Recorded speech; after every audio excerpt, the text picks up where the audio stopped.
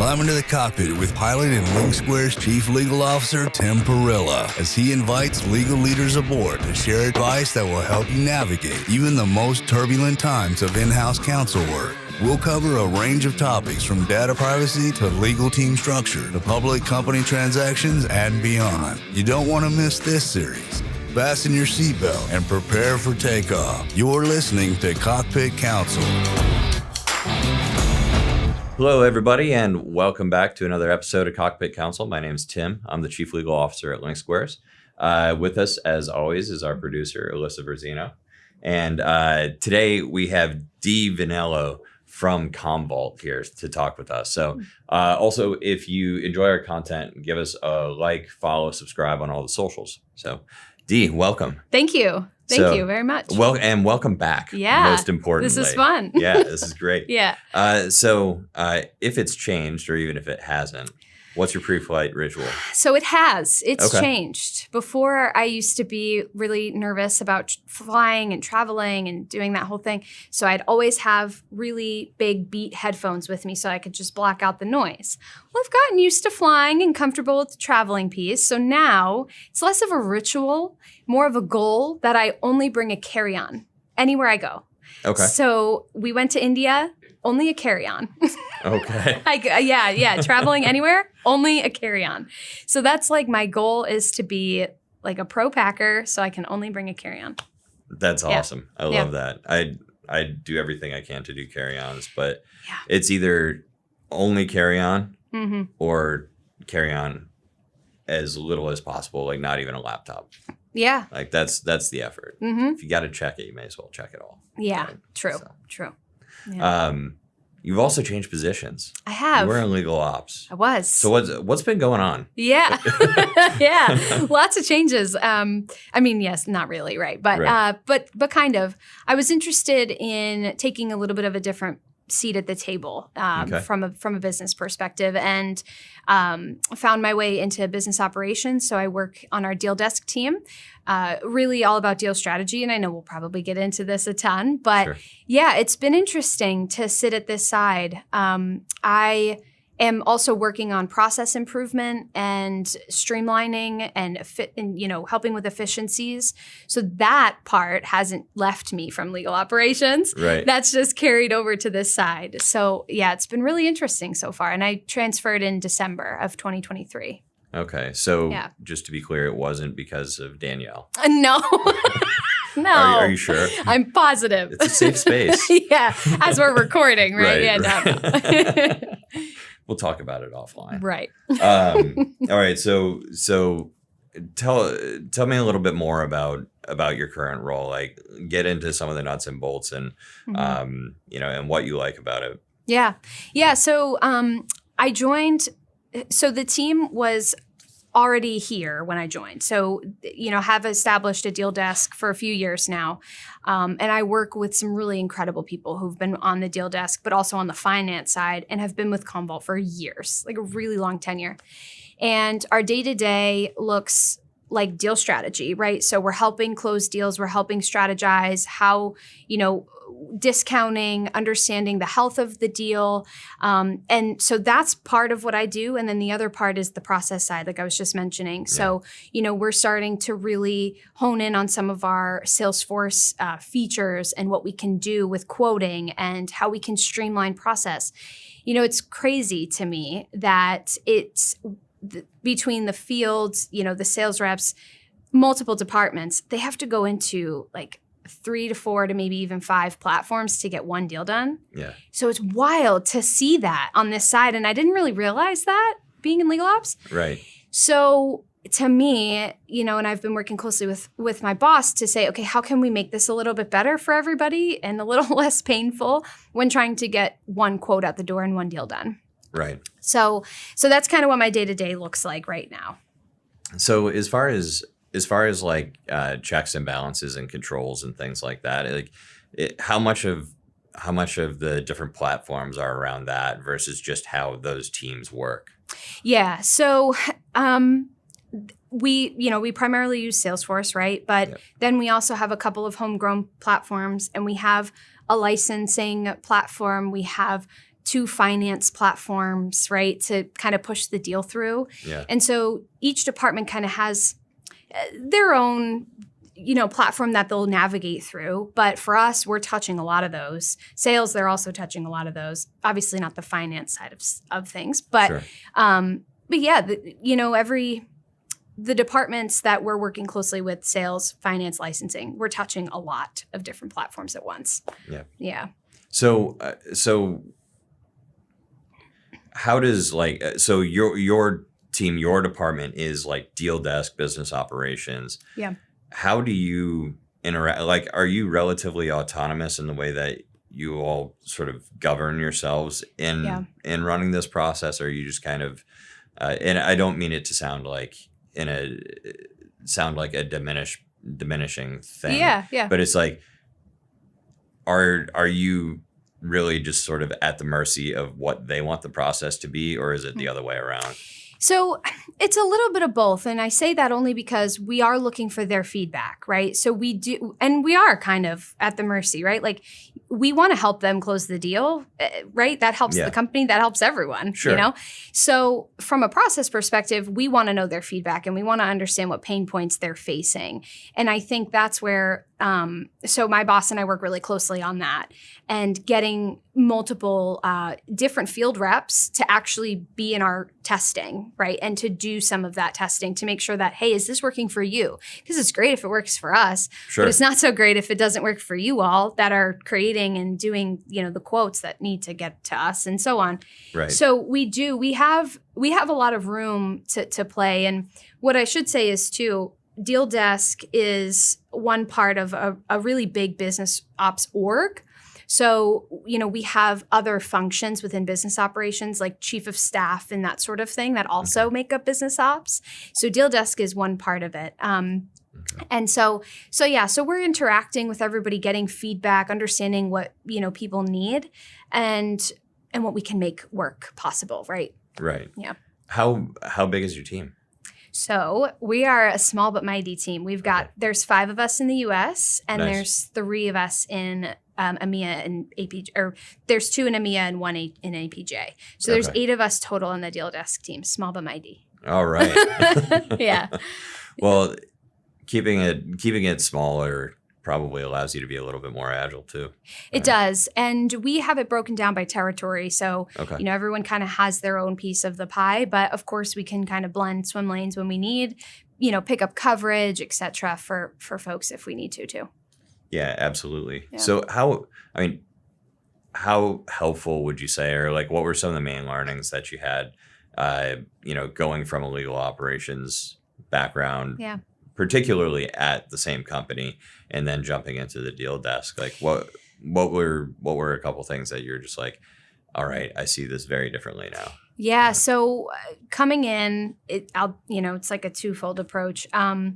I don't have a finance background. So that to me has been really interesting to learn because that's a lot of it. And it's formulas and it's numbers and it's understanding margins and things that I wasn't touching in legal, right? Right. So that's been really interesting and navigating that and learning learning what's important to the company, but also how do we still do right by our customers, right? So it's a little bit of both of that, which has been very cool to learn.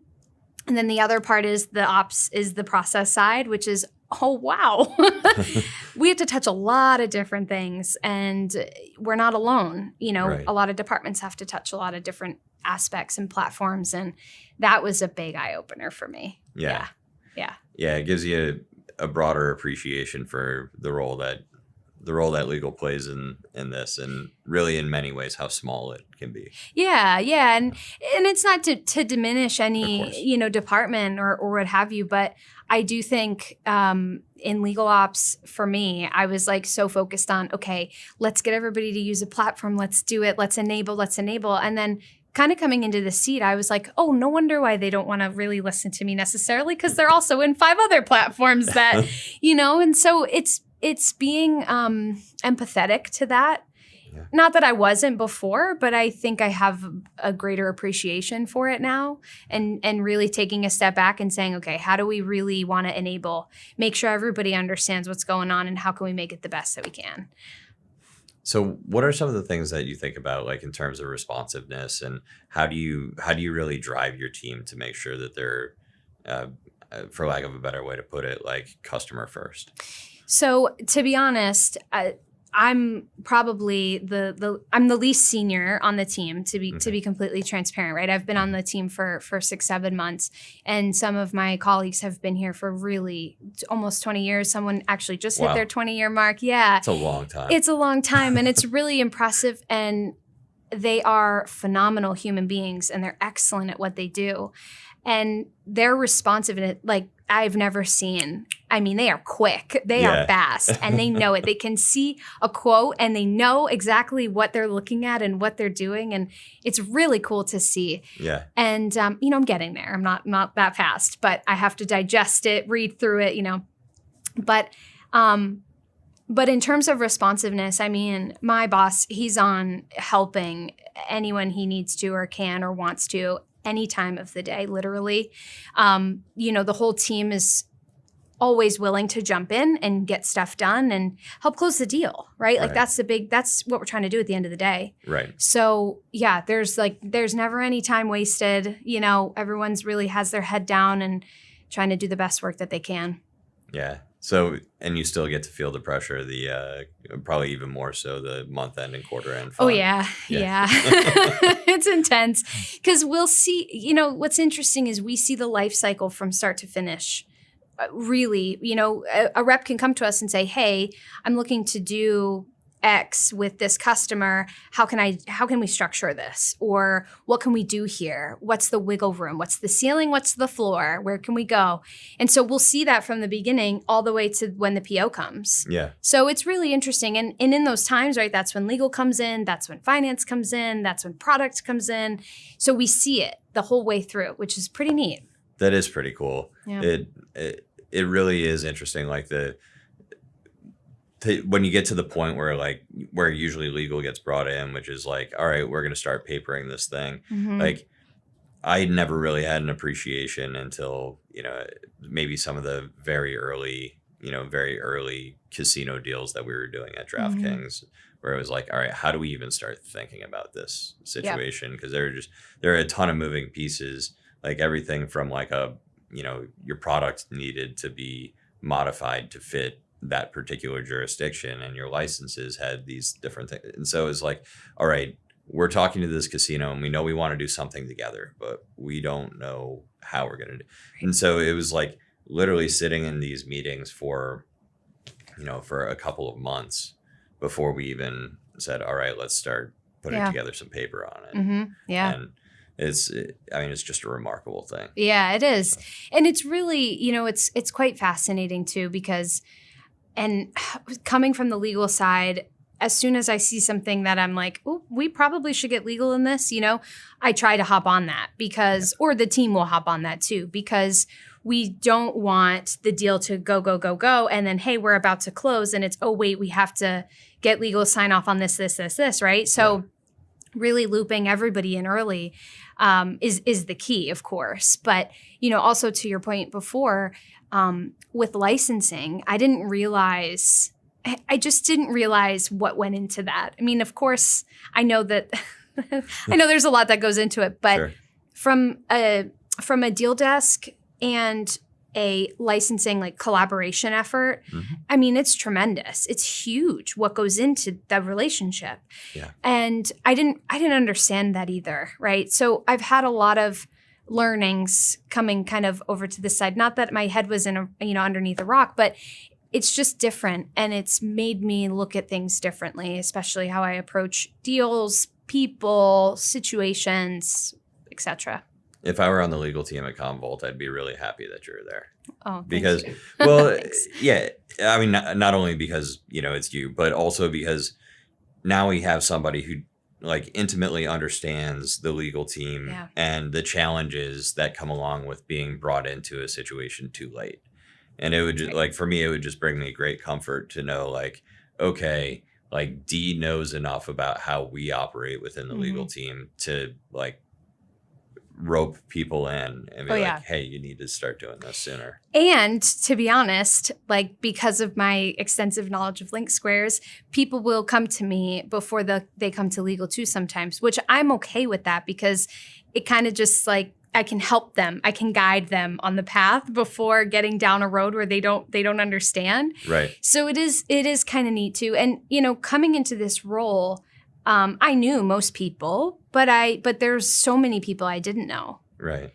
And that's been really interesting to meet people in the org that, because I've been at Commvault for 2.5 years, almost 3, and to meet people that I didn't quite know before or maybe have heard of. And now I'm working closely with them and we talk about link squares and we talk about different things that have been implemented and stuff. It's just given me a very different perspective on it, which has been pretty interesting. That's awesome. Yeah. So obviously building relationships has been pretty essential to your success. Yeah. How do you approach building those relationships differently in the deal desk role versus the legal ops role? So, if at all. Yeah.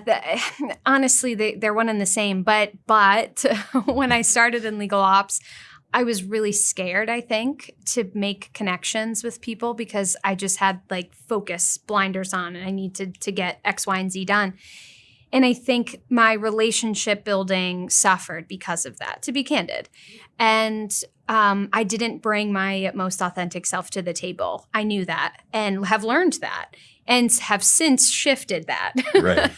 So, now I show up as who I am and I meet people and I talk to people and I like to get to know them, especially working so closely with certain territories and regions that we do in Deal Desk. You have to get to know your reps and you have to get to know your SEs and you have to get to know the AVPs and the et ceteras.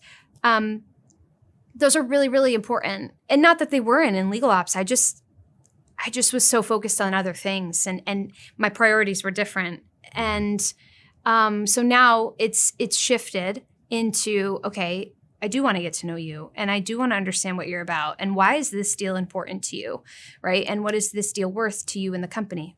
So it's been a really big learning for me. That's awesome. Yeah. And have you noticed like a meaningful difference in your approach to work being in business ops versus legal ops? And maybe what are some of the similarities you've seen? Yeah. I think for me, I still put in the same effort. I still, I don't know. I think they're kind of the same how I approach, especially working for the same company too and switching roles. I would say it's the same for how I kind of approach legal ops. Now I'm not managing a team, so that is different, right? Yeah. So before when probably a little bit freeing. It is in a sense, especially with the role that I am not super I don't know that well, right? Right. If I were to be leading people right now, I would be a little like, uh-oh. Are you sure you want me leading this team? No. Right. But leading a legal ops team and building them and growing them, that was really fun and it was enjoyable and it was exciting. Yeah. And this is too in a different way. And I'm learning and I'm growing and personally, professionally in this role. And so it's similar but different, right? So, yeah. That's good, yeah. Right? I imagine not managing people probably brings. All right, that's not fair, and they don't listen to this anyway. But they might. I don't know. No. Watch now. Alyssa's gonna put it on a clip on LinkedIn. Yeah. No, especially Simon. He's a real pain to manage. Right. No, just kidding. Calling people out. He's outstanding. But like when you're managing a team, it's just like so much of your day is spent on on the people side of things, and sometimes like what I found is that it's not that you have fewer problems; it's just the problems that you're solving are in a way less dynamic. Mm-hmm. Right. Just like don't have the personalities, and I found it allows you to focus a little bit differently. It allows me to focus differently. Yeah, anyway. It does. And I mean, I'm still very close with my previous team. I always will. saw them just flourish in the legal ops space, and I hope that they continue in that.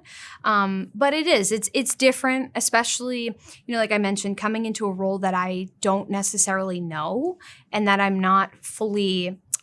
And I didn't really know legal ops either, but we just like ran in head first and was like, we're doing this.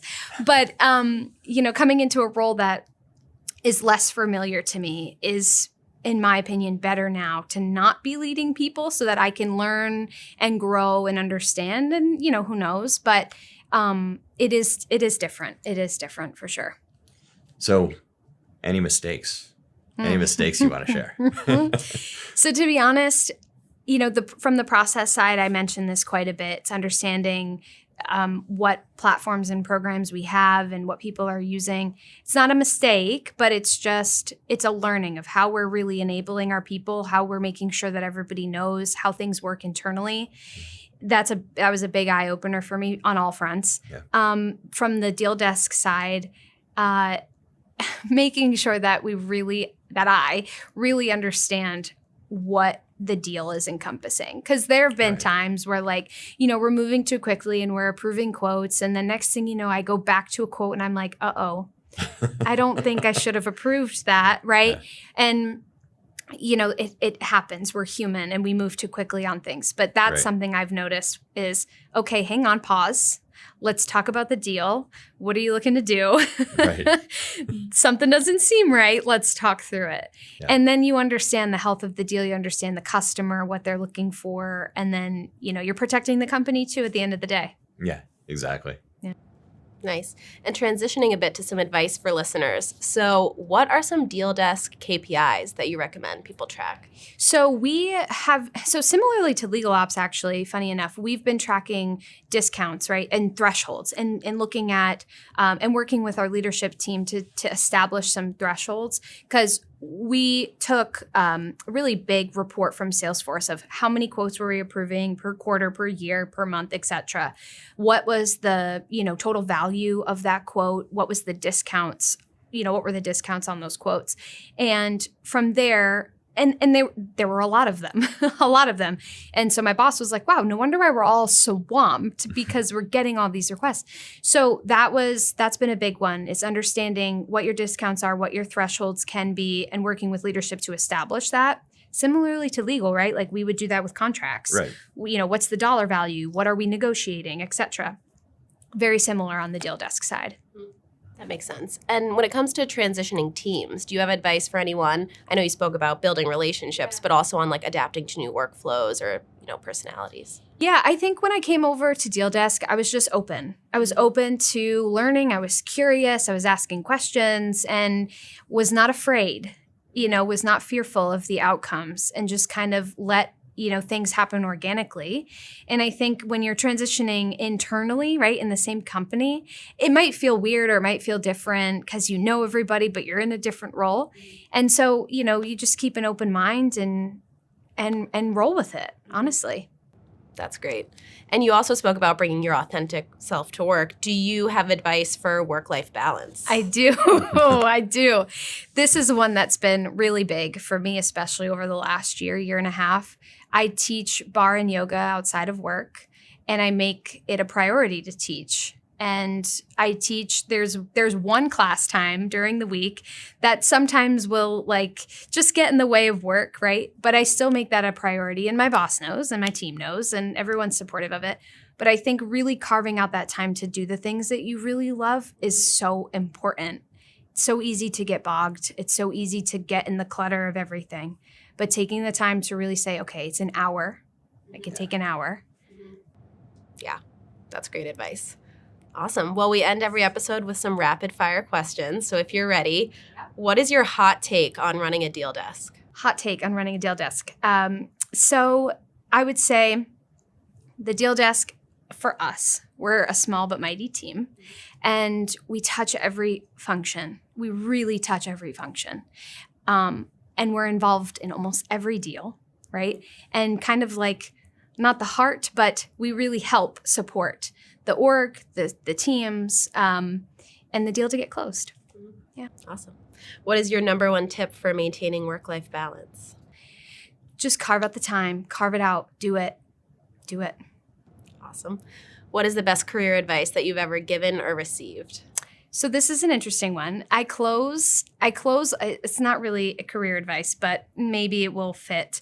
I close every yoga practice with the same 3 sentences. May you lead with your heart, may you always speak your truth, and may your intuition be your guide. And I think that just kind of sums up the personal and the professional. Yeah. Nice. And finally, are there any charities or causes that are close to your heart that we can help amplify or our listeners should check out? Yeah, so I moved up to Central Maine about a year ago, and I have been supporting the Waterville Humane Society. So fostering pups, taking them on pup days, and they're a great organization, and I love supporting them. So definitely want to shout them out. That's awesome. Yeah. Cool. Well, thanks so much for joining us. It's been awesome to have you back, and I can't wait for round 3. Yeah, me too. Thank you. Awesome. Thanks. And everyone listening, thanks for tuning in. See you next time.